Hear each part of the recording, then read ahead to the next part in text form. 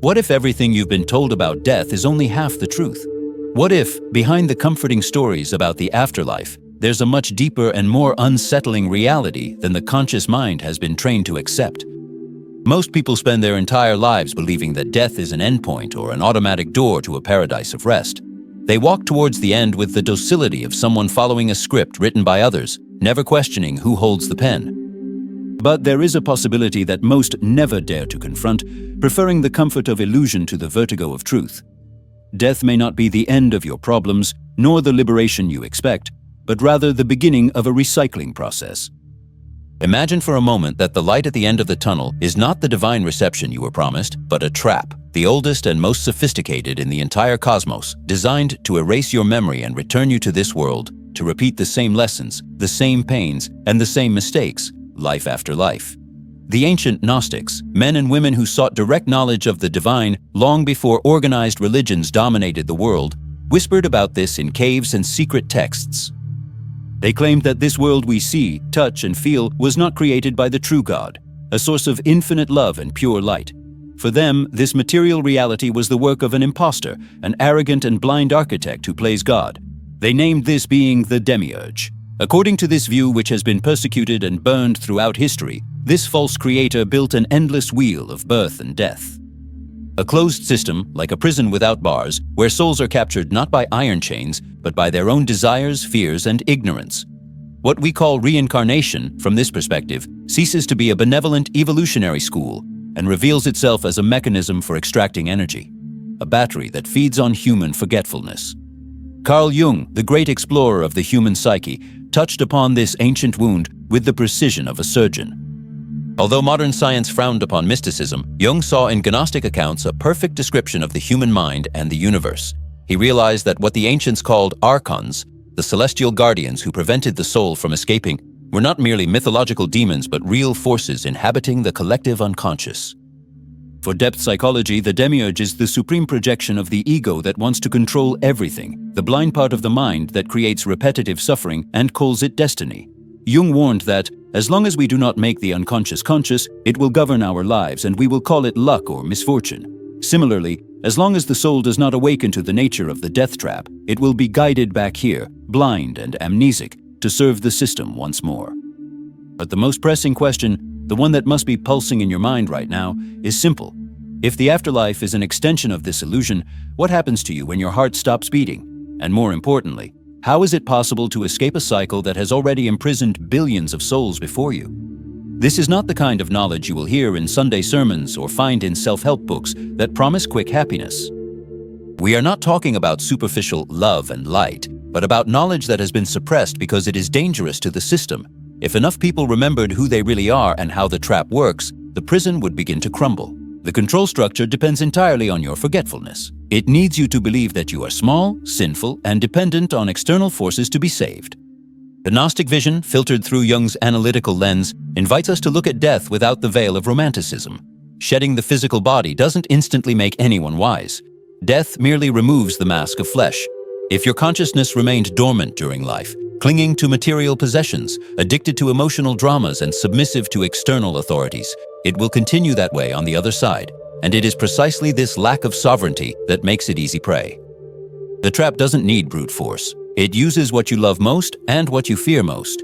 It uses nostalgia, guilt over unresolved issues, and the promise that next time will be different.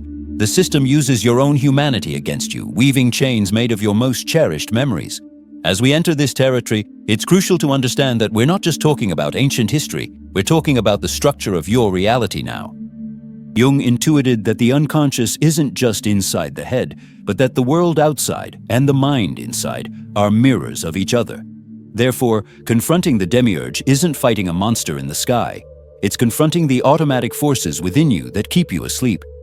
It's confronting the voice that says you must be like everyone else, that you must obey without questioning, that you must consume to be happy. That is the voice of the inner jailer. The proposal here is radical and not for everyone. Most people will go through life without ever asking these questions. They will go with the flow, fulfill their social roles, and return to the reincarnation queue without knowing what happened. But for those who feel a different calling, a restlessness that doesn't go away, the idea of returning to this world without memory sounds like a sentence, not a chance. If you have ever felt in moments of profound silence that this world has something artificial about it, like a poorly made theater set, or if you have ever had the overwhelming feeling of having lived this same moment before, then you have already heard the echo of this Gnostic warning. Your soul knows that something is wrong, even if your rational mind tries to deny it. The knowledge we will unveil step by step is not meant to instill fear, although the ego always feels fear when its illusions are threatened. The goal is gnosis, the knowledge that liberates. It is about recovering the memory of your stellar origin, which exists far beyond the boundaries imposed by the Demiurge.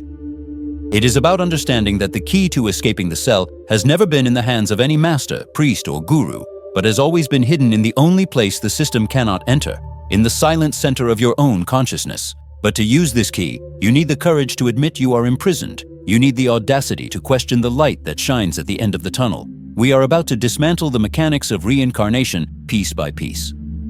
We will investigate how attachments, supposed karmic debts, and the idea of slow evolution are used as hooks to keep you here. Jung taught us that what we ignore returns as destiny. If you ignore the nature of death, death will dictate your next destiny. Ignorance is not a blessing. In the soul's game, ignorance is the contract that renews your captivity for another lifetime of oblivion. Before we move on to a detailed explanation of how this recycling operates and how depth psychology offers the tools for your liberation, an act of will is necessary. Knowledge only becomes power when activated by intention. If you feel you are ready to bear this truth and refuse to be just another cog in the cosmic cycle of repetition, you must make that decision now. The universe does not respond to weak pleas. It responds to inner authority. If you have the courage to reclaim your own essence from the forces that try to control it, declare your sovereignty. Write in the comments, "My mind is free." This is not just a comment, it's a command to your subconscious. When the last breath leaves the body and the weight of biology finally dissolves, consciousness doesn't fade. On the contrary, it expands in sudden clarity. Accounts of near-death experiences describe a disturbingly identical sequence of events, like a software protocol running automatically. You find yourself floating in a vast, welcoming silence. Then it appears, a radiant magnetic light, shining in the darkness like the beacon of a safe harbor. It emanates an overwhelming sense of home and unconditional love. Familiar faces emerge from this glow, parents, friends, former loves, calling your name with a sweetness that disarms any rational resistance. To the untrained mind, this is paradise, but it is precisely here, at this emotional peak, that the trap closes. The ancient Gnostics would interrupt this scene with an urgent warning: "Beware, soul, for not all that glitters is true light." According to secret tradition, the famous tunnel of light is a technological and psychic construct, a holographic projection designed by the Archons to capture the attention of the newly disembodied consciousness and guide it docilely back to the corral. Carl Jung, in studying the nature of psychic projections, offered us the key to deciphering this phenomenon. He knew that the unconscious projects images so vivid that they become indistinguishable from reality.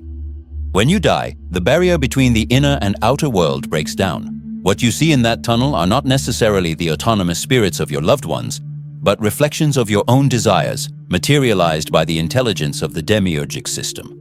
The system reads your emotional database, your longings, your regrets, and projects the exact bait. If you were a devout Christian, you will see angels. If you were an atheist, you will see loved ones. The demiurge is a cosmic chameleon that dons the mask of your greatest longing to ensure its capture. Why is this disappointment necessary? Because, as Jung intuited, the human soul possesses a spark of inviolable sovereignty. It cannot be coerced into reincarnation, it needs to be reborn. To choose, that is, or being deceived into believing it's the only option. The system operates on the basis of consent obtained through emotional fraud. The lure of the tunnel is the ultimate exploitation of human neediness. Throughout life, we are conditioned to seek approval outside ourselves. When we die, this programming becomes the vector that pulls us towards the external light, diverting us from the true light that resides in the silent interior of our being. After the initial seduction, the scene shifts to an environment of bureaucratic seriousness, often described as a courtroom. This is where the life review takes place. Before you, your entire life is under panoramic review. You feels again, every emotion and every pain you caused others. The conventional interpretation says this is educational, but from a Gnostic perspective, this review is a mechanism of guilt and indebtedness. Who are the judges? The Gnostics warned that they are the Archons themselves disguised as guides. The goal is not your enlightenment, but the production of guilt.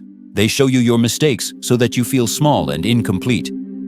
It is in this moment of vulnerability that the suggestion is implanted. You didn't love enough. You left tasks unfinished. You need to go back. The idea of karma is distorted and used as a shackle. Instead of a neutral law of cause and effect, it becomes an unpayable debt that demands your return to matter. They appeal to your desire to be a good person, saying that Earth is a school and that you failed, but that they will give you another chance. And the soul, burdened by projected guilt, signs the contract. It agrees to forget everything and return, believing that this time it will get it right. But consider the logical cruelty of this system. How can someone evolve if the memory of previous lessons is erased with each birth? If Earth were a school, we would remember past lessons. Forced amnesia is proof that this is not about education, but about confinement. Jung realized that unconscious repetition is the hallmark of neurosis. Humanity is trapped in the Demiurge complex, repeating wars and suffering in a cycle that loop never-ending history. There is an even deeper mystery that touches our everyday psyche. How many times in your current life have you found yourself trapped in toxic situations simply because you felt you owed something to someone? This pattern is an echo of pre-birth manipulation. The voice in your head that tells you that you are never good enough, that you need to suffer to be worthy, is the voice of the internalized Archon. The danger of the false light is that it mimics the divine, except for one detail. It always demands something. The true light, the light of the pleroma, does not judge and does not bargain. It simply, and the false light is warm, enveloping, and full of conditions, operating through drama. And humanity, addicted to drama, runs towards it. Looking at your life today, at the small traps of obligation you fall into daily, you see a fractal of what awaits you in death. If you can't say no to a manipulative family member here, how do you expect to have the strength to say no to a radiant being who tells you that you must return to save the world? The battle for your soul takes place in every decision of sovereignty now. The trap is built upon our inability to let go. Attachment is the glue that binds us to the wheel. There is, however, a flaw in the matrix. The illusion only works if it is accepted as reality. The moment consciousness realizes it is in a theater, the masks fall. If, before the tunnel of light and the council of elders, you are able to maintain analytical detachment and ask, is this real or is it a projection? The hologram trembles. Jung taught that confronting the shadow and removing projections is the path to individuation. Doing this in death is the key to escape. But how to distinguish the false light from the true amidst so much confusion? The answer lies in an internal tool that you carry now but rarely access, a secret that the Gnostics hid in their symbols and which we will unveil below. The inner tool we are referring to is not something you acquire, buy, or earn through religious merit. It is something but who was trained to forget. The Gnostics called this Gnosis, not intellectual knowledge, but the direct and visceral revelation of your divine origin. While faith demands that you blindly believe in the word of another, Gnosis demands that you experience the truth for yourself. It is the crucial difference between reading a menu and savoring the meal. The Demiurge's system thrives on faith because it is passive and external, but it trembles before Gnosis because it is active and internal. Carl Jung understood this profoundly when he answered in an interview, "I don't believe, I know." This knowing is the weapon that dismantles the trap, because those who know do not need to be saved or guided. Those who know simply. To understand liberation, we need to dissect the prison with brutal honesty. Why would the system go to so much trouble to recycle souls, creating holographic projections and tunnels of light? The answer lies in a hidden physical principle. Energy is not created, it is transformed. In the Demiurge's universe, an imperfect copy disconnected from the source, energy is finite.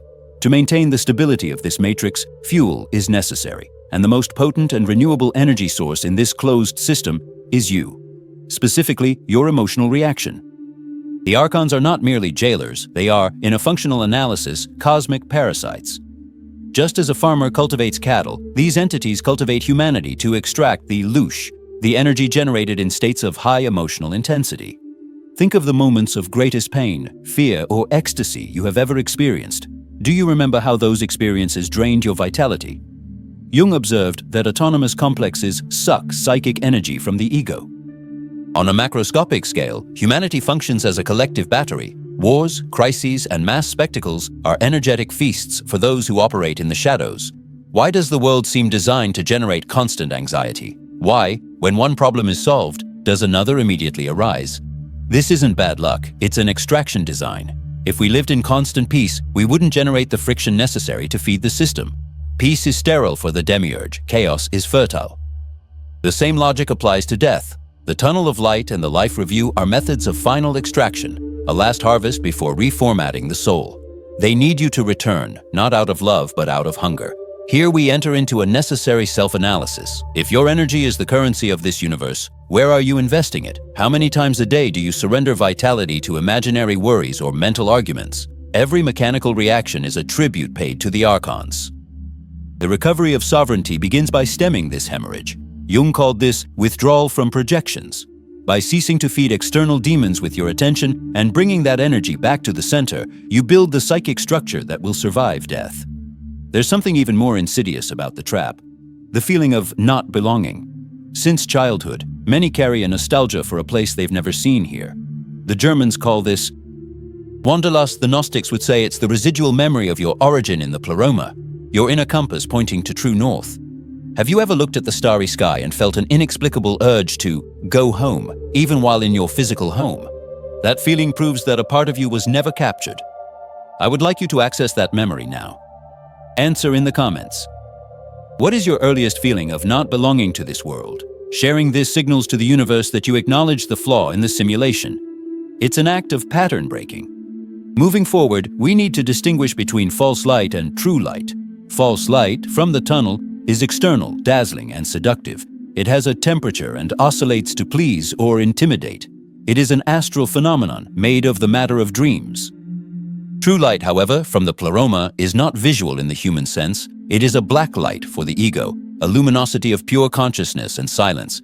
It does not seduce, for it is you in essence. It does not promise reunions, for in it there has never been separation. Connecting with it is experiencing a stability that does not waver. When death arrives, the Gnostic instruction is radical. Do not look outside. Ignore the tunnel and the figures. Turn your attention inward. Seek the source of your consciousness and ask, who is seeing this light? By doing this, you create a short circuit in the projection. By assuming the position of sovereign observer, you withdraw your consent and perceive the flaws in the scenario, and may even glimpse the technological grid that surrounds the planet. But how can we find the strength to do that there, if we barely control our impulses here? Daily practice is a matter of freedom. The scattered mind addicted to dopamine will not resist the magnetism of the tunnel. The Demiurge counts on your distraction. Your weapon must be remembrance of self. Gurdjieff said that man dies in his sleep. Waking up even for a moment is the beginning of revolution. Imagine your consciousness as a muscle. Every time you deny an automatic impulse or observe an emotion without becoming it, you are strengthening the muscle you will use to push open the prison doors. Jung called this individuation, becoming indivisible. The system wants you fragmented. An integrated soul is sovereign. The trap also uses distorted concepts of mission. Kind souls are convinced to return to save humanity. It's the Messiah complex used as bait. The Demiurge knows that the ego loves to feel special. The hard truth is that this world doesn't need saving, but transcending. Trying to fix the illusion from within is futile. True help lies in freeing oneself, becoming a beacon of possibility, no longer a prisoner. We are getting to the practical core. We have diagnosed the disease and the jailer, but what to do in the fatal moment? Is there a map? Tradition speaks of passwords, but Jung would teach that they are not sounds, but vibrational states. In the next stage, we will enter the strategy room. We will detail the behavior in the face of the Archons and the art of not reacting. Absolute neutrality is the cloak of invisibility that allows the soul to pass unnoticed. Prepare yourself, for what is to come is the escape manual your soul has been seeking since it first breathed here. Welcome to the strategy room, the place where abstract mysticism must give way to the tactics of spiritual survival. Up to this point, we have removed the layers of comforting illusion that cover death. Now, we need to map the hostile territory that extends immediately after the last breath. Imagine yourself as an undercover agent in enemy territory who has just had your disguise, your physical body, compromised. You are exposed. The surrounding environment is not neutral. It is responsive and designed to react to your vibrational frequency. Jung, in his most esoteric moments, suggested that the psyche is not in the world, but the world is in the psyche. This means that, in the afterlife, the external scenario will be an instantaneous materialization of your internal state. If there is fear, there will be monsters. If there is guilt, there will be judges. The first rule of engagement, therefore, is the absolute control of imagination and emotion. The Nag Hammadi texts and the Tibetan Book of the Dead describe encounters with guardians, or wrathful and peaceful deities. To the uninitiated, these entities appear external and terrifying.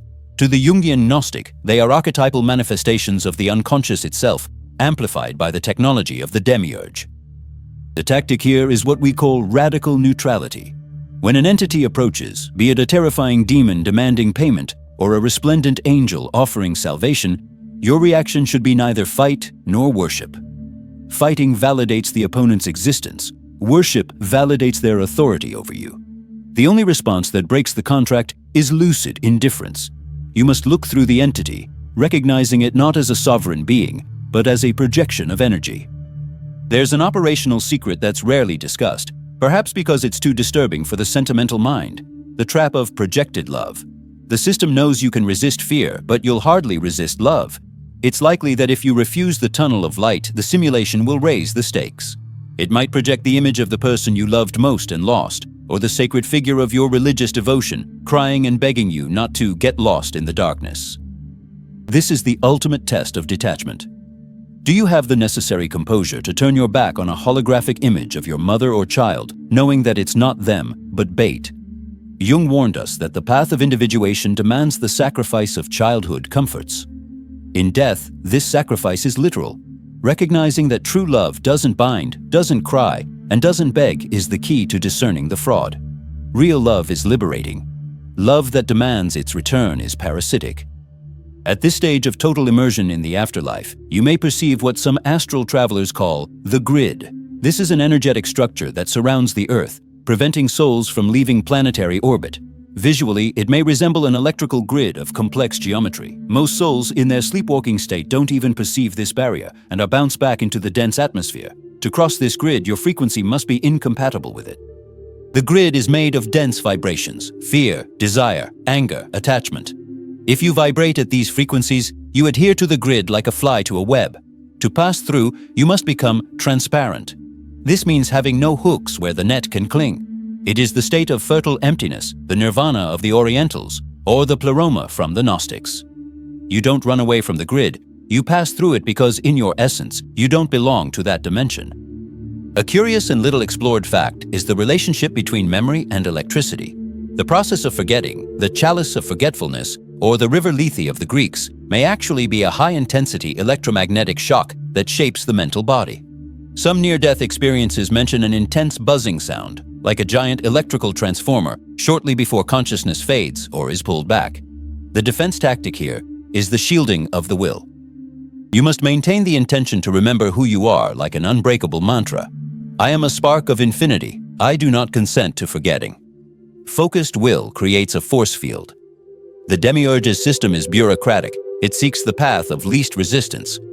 A soul that resists with full awareness is a system error that consumes too much energy to contain. Often, the door opens simply because you refuse to be processed. But what if you are captured? What if the seduction works and you find yourself before the karmic judges? This is where soul advocacy comes in. Never accept blame. When they show you the film of your life and point out your mistakes, don't deny the facts, but deny the interpretation. If they say, "You hurt so-and-so, you need to come back to make amends," the Gnostic response is, "I hurt them because I was under the veil of ignorance that you created." I cannot learn in a system that erases my memory. I refuse the debt.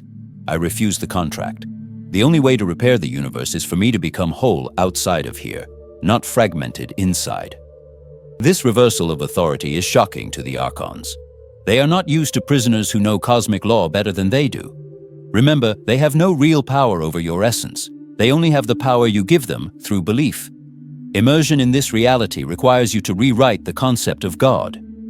The God worshipped in churches, who demands sacrifices, who has a chosen people, who gets angry and repents, is, in the Gnostic view, the Demiurge himself. Upon dying, if you call upon this God, you are summoning the warden of the prison. The true God, the ineffable Father or the Source, is beyond names, forms, and human emotions. He is the silence from which everything emanates. To connect with him and escape the matrix, you must become like him, silent, vast, and formless. It is a return to the cosmic womb, not an audience with a bearded king. The ultimate strategy involves directing your attention. Where you look, you go. If you look at the earth, at the funeral cries, at the possessions left behind, psychic gravity will pull you down. If you look at astral constructions, crystal palaces, and cities of light, you will be trapped in the illusory heaven, which is merely a luxurious waiting room before reincarnation. You must look into deep space, into the velvety darkness, into the void. It is in the void that true light reveals itself, not as an external lamp, but as an inner awakening. It is the difference between seeing the light and to be the light. Total immersion in gnosis is the understanding that you are not going somewhere. You are returning to your natural state. The prison was the hallucination. This knowledge is not to be memorized. It is to be integrated. Throughout your days, practice death in life. Practice detachment from your own stories. When something bad happens, instead of reacting with anger, observe. Ask yourself, who is feeling angry? This detachment is training for the crucial moment. You are building the muscles that will allow you to swim against the current of the river of forgetfulness. Every time you choose awareness instead of automatic reaction, you are loosening a knot in the net that binds you. And believe me, the net is made entirely of knots that we ourselves tie. We have now reached the point of maximum tension, where theory must confront the visceral reality of choice. Everything we have discussed so far points to a single decisive moment, a point of singularity where the destiny of your soul oscillates between eternal freedom and a return to the wheel of suffering. But there is a twist in this narrative that we need to confront, something Jung perceived when analyzing the depth of the human shadow and which the Gnostics tried to warn us about through terrifying myths. The trap is not merely external, it is symbiotic. The Demiurge binds us not only with bars of force, but with our own reluctance to be free. There is a primal fear ingrained in the brainstem of humanity, which is the fear of dissolution. When confronted with the vastness of infinity, true freedom, the small consciousness of the ego feels dizzy. Total freedom seems, to the conditioned ego, like absolute death. Prison, on the other hand, with its rules, its dramas, its loves, and its known pains, seems safe. It is the paradox of the institutionalized prisoner who, when the gates open, refuses to leave because he has forgotten how to live without the walls. The Archons count on this fear. They know that at the crucial moment, if offered a new mission, a new identity, a new young and vibrant body, most souls will run back to the cage, relieved not to have to face the abyss of the unknown.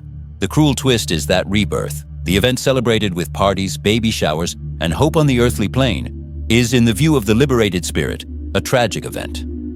It is the moment when a vast consciousness is once again compressed into a dense, limited suit of flesh, subject to disease, gravity, and time. It is the moment when the veil of forgetfulness falls heavily, erasing accumulated wisdom, disconnecting the soul from its stellar heritage, and forcing it to relearn how to walk, talk, and think, submitting itself once more to social programming. The newborn's cry is not merely a biological reflex, it is the cry of protest of a spirit that realizes, too late, that it has fallen into the trap again. Jung was talking about enantiodromy, the tendency for things to transform into their opposites. The desperate pursuit of life at any cost becomes the guarantee of death. The desire to be someone in the material world becomes the annihilation of the true self. The tension you feel now upon hearing this is your own unconscious fighting against the biological programming that screams for the survival of the species. It is a battle between the biological imperative of the Demiurge, be fruitful and multiply, and the spiritual imperative of Sophia, awaken and liberate yourselves. You were genetically designed to serve the system. Your rebellion will not come from the body, nor from the reptilian brain. It will come from that alien spark that observes everything in silence. Consider the nature of time.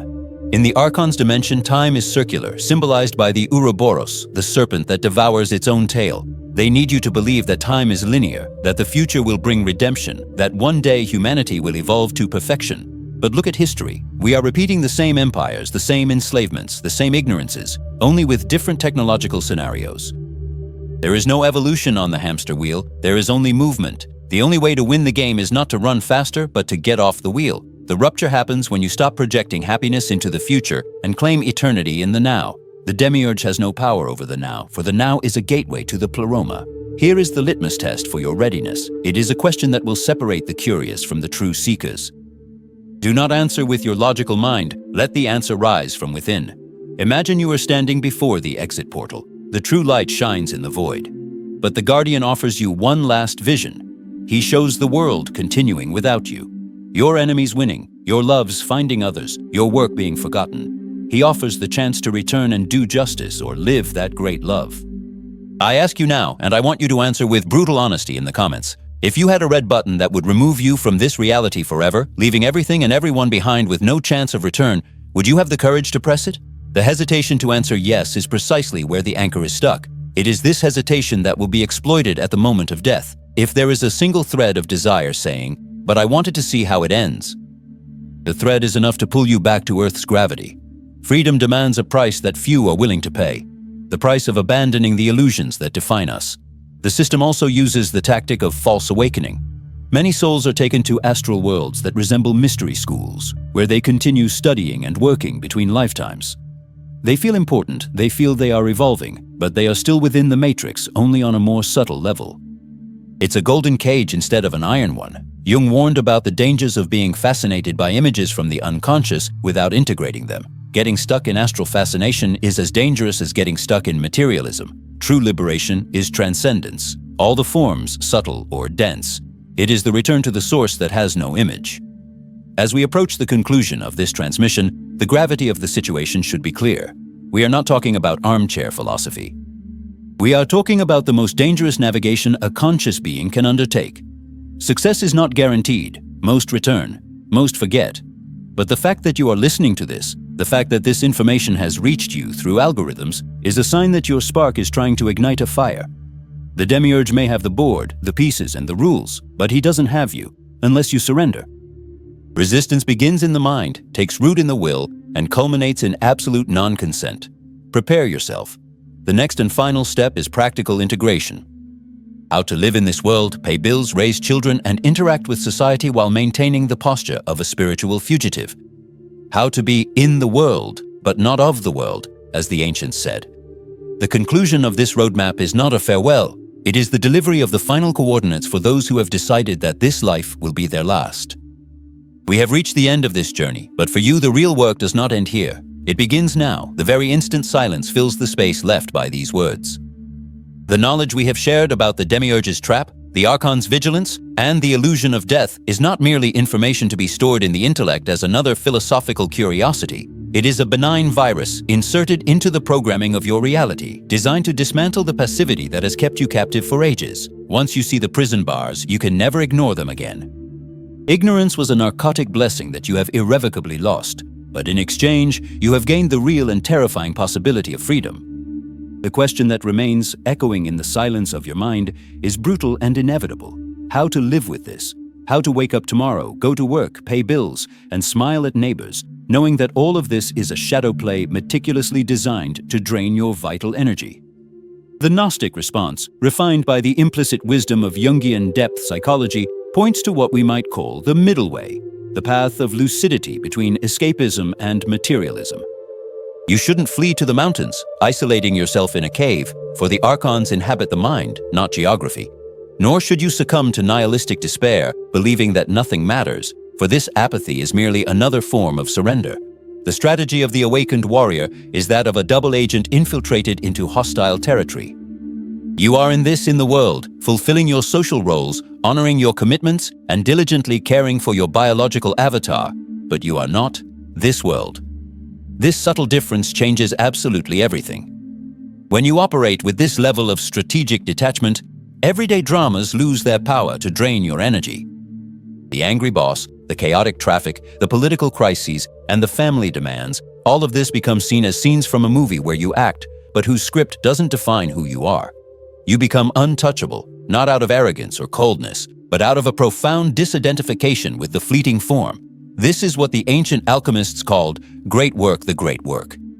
It's not about transforming physical lead into gold, but about transmuting the lead of heavy, mechanical, and reactive existence into the gold of solar and sovereign consciousness. Every moment of irritation you feel, observe, and choose not to feed is a silent victory over the Archons. Every desire for consumption or approval that you perceive arising and let pass like a cloud, without clinging to it, is a link in the chain that breaks noisily on the etheric plane. Every time you choose fertile silence instead of distracted noise, lucid compassion instead of neurotic sentimental attachment, you are accumulating the flight power necessary for the final crossing. death ceases to be a future, macabre, and feared event and becomes a daily practice of liberation. Die to your ego every day. Die to the childish need to be right in futile arguments. Die to the desperate need to be approved by a sick society. Those who die while still alive, those who voluntarily divest themselves of illusions before they are snatched away, do not fear physical death, for they already know the terrain and understand that what dies was never real. Always remember Jung's surgical warning. He who looks outside dreams, he who looks inside awakens. All of humanity lives in a collective dream, projecting saviors into the sky, waiting for spaceships, political messiahs, or enlightened gurus to come and solve the equation of existence. But the way out has never been out there. The exit door is, and always has been, in the center of your chest, at the 0 point of your consciousness, in that silent place that observes your thoughts without merging with them. The Demiurge built a labyrinth the size of the universe, full of galaxies, dimensions, and astral attractions, just to hide this single door. However, he cannot lock it, because it is made of his own divine substance, the same matter as the pleroma. You don't need to find the key, you and the key you're looking for, but you've forgotten how to turn the lock. Living with this awareness demands constant vigilance, a mindfulness that goes far beyond modern relaxation techniques. It's a martial posture of the soul. The system will try every minute to seduce you back into sleep.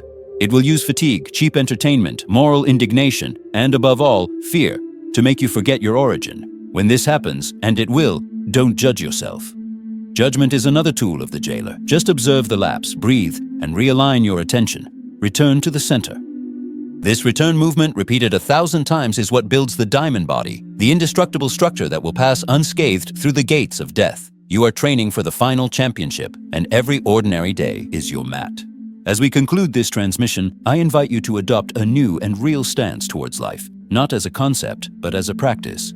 No longer live as a victim of circumstances, lamenting the past or fearing the future. Do not live as a prisoner awaiting punishment or parole. Live as a king or queen in exile, dignified, sovereign, mysterious, and aware that your kingdom is not of this world, but that you are here on a mission of self-discovery and self-rescue. Your conscious presence in a world of sleepwalkers is a glitch in the matrix. Your lucidity, however small it may seem, is an act of cosmic rebellion that sends shockwaves through the control network. You are the error in the system that the system cannot correct. Don't let this video be just another fleeting entertainment consumed to fill boredom, soon forgotten with the next scroll. Transform it into a work tool.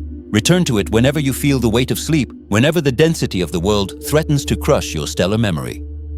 And if you found real value in these words, if you felt the resonance of truth vibrate in your bones and recognized the call of home, join us in this invisible trench.